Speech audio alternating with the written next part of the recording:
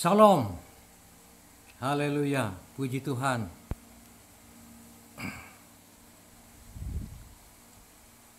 Kita bersyukur kepada Tuhan, haleluya, sampai pada saat ini penyertaan dan kemurahan Tuhan bagi jemaatnya. Haleluya. Walaupun kita tidak saling bertemu, tetapi bertemu di media ini, ya.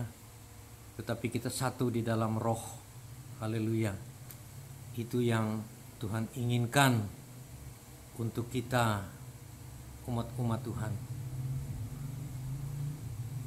Saya ingin membawa kita, ya, pada renungan pada saat ini, yaitu kita merenungkan komunikasi kita dengan Bapa. Komunikasi. Jadi bukan hanya doa kita saja, tapi komunikasi kita bagaimana, ya. Apalagi pada saat sekarang ini, ya, kita perlu berkomunikasi dengan Bapa. Komunikasi itu bukan hanya doa kita saja. Kalau doa itu searah, cuma dari kita. Tetapi kita perlu mendengarkan apa yang Tuhan katakan untuk kita. Ya. Hari-hari ini kita melihat, kita tidak tahu apa yang akan terjadi, ya. Tetapi kita optimis karena kita punya firman Tuhan. Hidup kita ini bukan milik kita lagi, tetapi sudah milik Tuhan. Sebagaimana di kitab Roma 14, ya, katakan Roma 13, ya, bahwa hidup kita ini bukan milik kita lagi, tapi sudah milik Tuhan. Itu perlu diingat. Kita hidup, kita mati, itu semuanya adalah milik Tuhan, untuk Tuhan. Apa yang kita makan, kita minum, kita pakai, itu adalah sebagaimana kita lakukan untuk Tuhan. Kita akan baca firman Tuhan, yaitu dari Yohanes pasal 4, ya, ayat 22 sampai yang ke-24, yang berbunyi demikian. Kamu menyembah Bapa, kamu menyembah apa yang tidak kamu kenal. Kami menyembah apa yang kami kenal, sebab keselamatan dari bangsa Yahudi. Tetapi saatnya akan datang dan sudah tiba sekarang, bahwa penyembah-penyembah benar akan menyembah Bapa dalam roh dan kebenaran.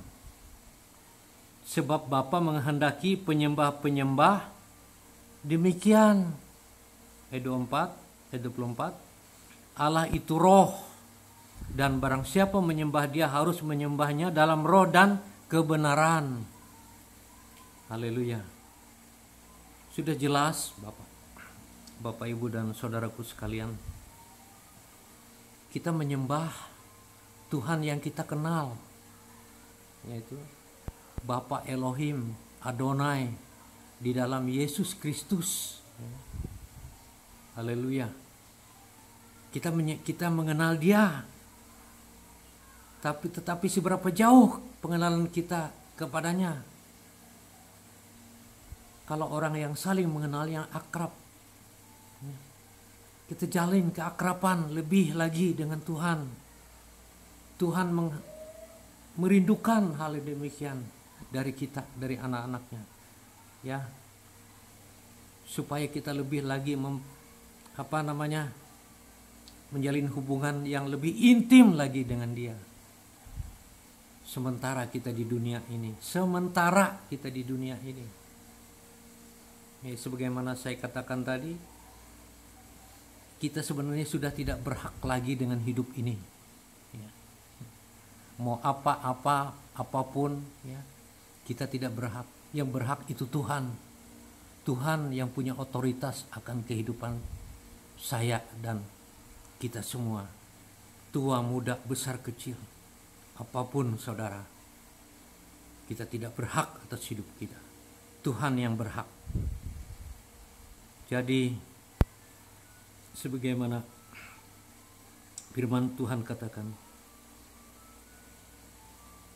Jadi Allah kita itu Allah roh adanya. Kita tidak bisa melihat Dia, ya, di dalam kasat mata. Tetapi kita melihat kasih setianya. Ya. Sebagaimana firman Tuhan katakan, pujilah Tuhan hai jiwaku. Pujilah namanya yang kudus hai segenap batinku. Pujilah Tuhan hai jiwaku, dan janganlah lupakan segala kebaikannya. Dia yang mengampuni segala kesalahanmu, yang menyembuhkan segala penyakitmu. Dia yang telah menebus hidupmu dari lubang kubur dan memberikan kita kasih setia sampai selama-lamanya. Itu yang sudah Tuhan lakukan. Tidak ada lain lagi, Bapak Ibu, saudaraku yang kekasih. Respon kita, jalin hubungan yang indah dengan Tuhan. Kita akan merasakan keindahan yang luar biasa. Haleluya. Supaya kita tidak takut hidup di dunia ini. Apalagi pada saat-saat ini. Banyak umat Tuhan yang takut mati, takut sakit, takut keluar rumah. Ya, saya lihat luar biasa di televisi di mana. Ya. Himbauan pemerintah itu baik adanya, karena pemerintah itu adalah memang sudah Tuhan pilih. Sudah Tuhan pilih untuk memberikan kesejahteraan dan bertindak adil untuk rakyatnya. Terlebih lagi Tuhan adil. Jadi kita harus sebagaimana firman Tuhan katakan, karena Dia roh adanya, kita harus menyembahnya dari hati kita yang paling dalam, yaitu roh kita. Roh kita senantiasa harus diberi makan dengan firman Tuhan. Jangan makan berita-berita yang menakutkan, Bapak, Ibu, saudaraku sekalian. Ya. Jangan suka memakan itu. Jangan suka men-share hal-hal yang demikian. Tetapi kita perlu men-share kasih setia, ya, dari Tuhan, pertolongan Tuhan. Kita menghimbau kepada saudara-saudara kita, jalin hubungan lebih lagi dengan Tuhan. Jalin komunikasi dua arah. Menyembah, memuji Dia. Dia pasti menolong, memberkati kita. Tuhan rindu sebenarnya, ya, respon kita. Kalau kita melihat sekarang ini, saya bersyukur dengan Tuhan keadaan sekarang ini. Bersyukur kenapa? Kita melihat terjadi pemulihan. Tuhan menginginkan pemulihan keluarga.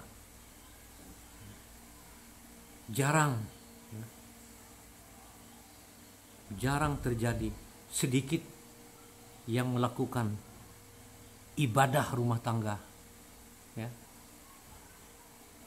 membangun mezbah dengan anak cucu, menantu. membangun mezbah. Tuhan ingin supaya keluarga kita dipulihkan, memulihkan hubungan dengan Tuhan, memulihkan hubungan dengan sesama, dengan keluarga kita. Ya. Biasanya ya, cuma orang tua saja yang doa malam, pujian penyembahan, anak-anak pada kesana kemari, ya, siang malam. Nah, sekarang Tuhan izinkan terjadi. Stay at home, berdiam di rumah. Memang ada maunya Tuhan. Sengaja Tuhan uji iman kita. Sengaja Tuhan biarkan terjadi. Supaya ada pemulihan keluarga. Bapak Ibu. Buang ketakutan. Isi dengan firman Tuhan. Firman Tuhan itu senantiasa menguatkan. Tidak ada firman Tuhan yang menakutkan kita. Janji Tuhan itu luar biasa. Isi dengan firman Tuhan. Jangan isi pikiran dan hati kita dengan perasaan was-was, cemas. Seperti orang yang tidak berpengharapan. Jangan, Bapak Ibu. Haleluya. Haleluya. Karena hidup kita ini bukan milik kita lagi. Ingat. Di dalam di dalam Roma pasal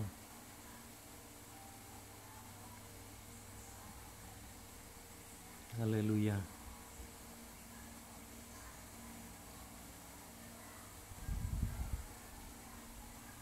Roma pasal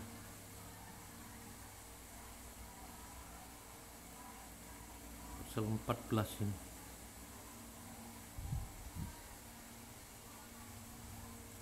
Pasal 14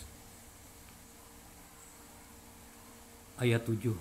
Sebab tidak ada seorang pun di antara kita yang hidup untuk dirinya sendiri, dan tidak ada seorang pun yang mati untuk dirinya sendiri.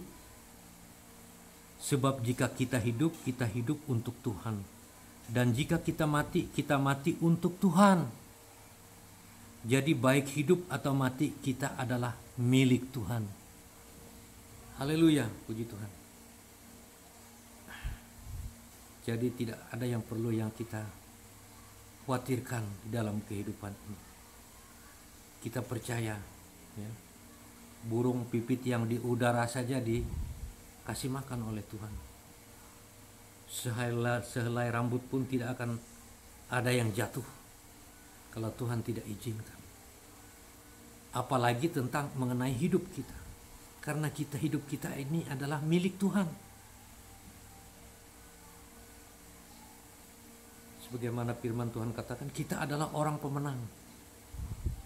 Kita percaya tidak lama COVID-19 ini dikalahkan oleh firman Tuhan, oleh bala tentara surgawi, termasuk kita. Kita ini adalah laskar Kristus. Kita berperang dalam roh. Kita lawan, ya, kuasa kegelapan Lucifer dan antek-anteknya itu yang ingin menghancurkan umat manusia. Kita lawan. Tidak ada lain, yaitu di dalam roh dan kebenaran. Ya. Haleluya. Kita lawan. Karena kita adalah milik Kristus. Tanda darah ada dalam kehidupan kita. Tidak ada yang bisa menjamah kita. Haleluya. Jadi Bapak Ibu yang kekasih dalam nama Tuhan Yesus, tidak lama lagi COVID-19 ini hancur. Tidak akan bisa menjamah umat-umat Tuhan. Orang akan banyak sembuh, akan dipulihkan. Gereja-gereja Tuhan akan dipulihkan. Sementara ini gereja-gereja Tuhan berantakan. Tuhan izinkan terjadi. Ya, pendeta-pendeta besar tidak bisa khotbah lagi. Gereja-gereja besar pada tutup. Ya, tidak ada kolekte lagi, tidak ada persembahan-persembahan yang yang membuat gereja-gereja itu kaya. Haleluya. Bahkan pada saat ini saya melihat banyak juga hamba-hamba Tuhan yang kena. Namun itu Tuhan izinkan terjadi supaya kita tidak sombong, supaya umat Tuhan tidak sombong. Yang jadi fokus perhatian sebenarnya adalah Yesus Kristus. Bukannya hamba Tuhan, bukannya pendeta, bukan gereja, bukan denominasi gereja. Tetapi Yesus Kristus. Dia yang mengasihi kita. Dia yang diagungkan, ditinggikan, dimuliakan. Karena dialah yang telah menebus kita. Haleluya. Amin. Puji Tuhan. Tuhan Yesus memberkati. Tuhan menguatkan kita semua. Haleluya. Amin.